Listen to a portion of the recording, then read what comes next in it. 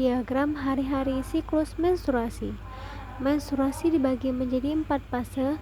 Fase pertama yaitu fase menstruasi.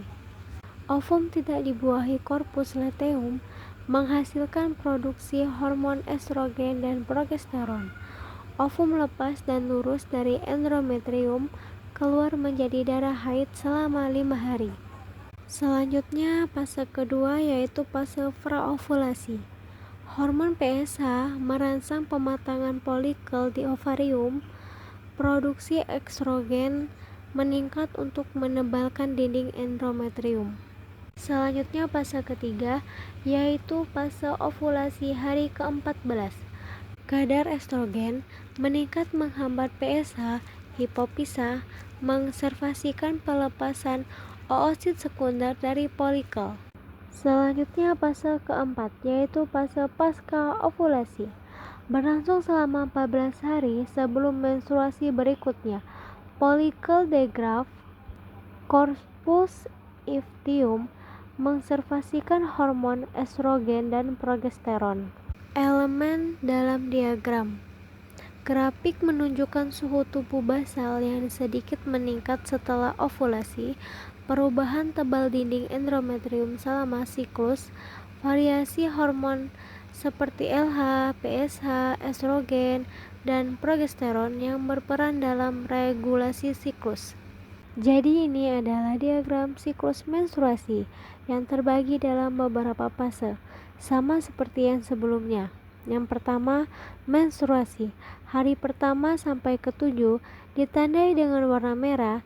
Ini adalah fase pendarahan akibat luruhnya lapisan dinding rahim. Yang kedua yaitu fase proliferasi.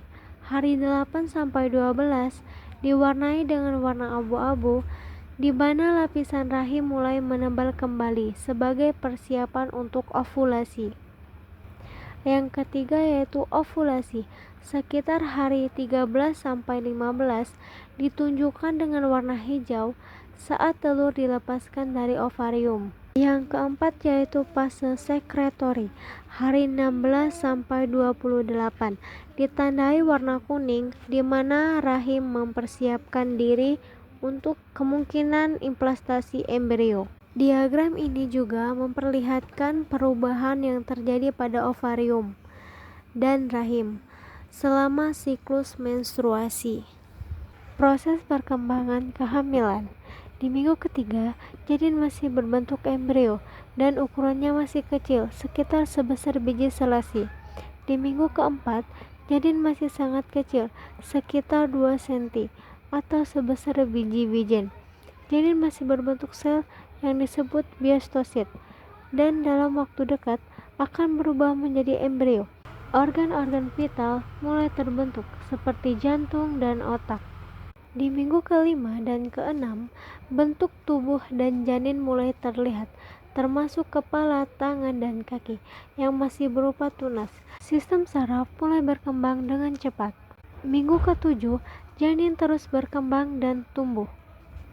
Minggu ke-8 sampai 10, wajah mulai terbentuk dengan lebih jelas, termasuk mata, hidung, dan mulut. Jari-jari tangan dan kaki mulai terpisah. Di minggu 11 sampai 13, janin semakin aktif, bergerak dan mulai memproses sentuhan organ-organ dalam telur, berkembang dan berfungsi. Di minggu 14 sampai 18, kulit janin mulai terbentuk dan tubuhnya mulai tertutup rambut halus. Kuku, jari, tangan, dan kaki mulai terbentuk. Di minggu 19 sampai 22, janin dapat mendengar suara dari luar rahim dan mulai membuka matanya.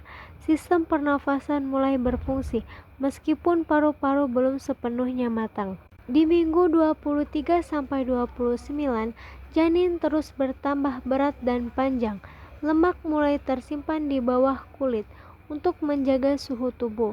Di minggu 30 sampai 35, paru-paru semakin matang dan janin siap untuk bernafas di luar rahim.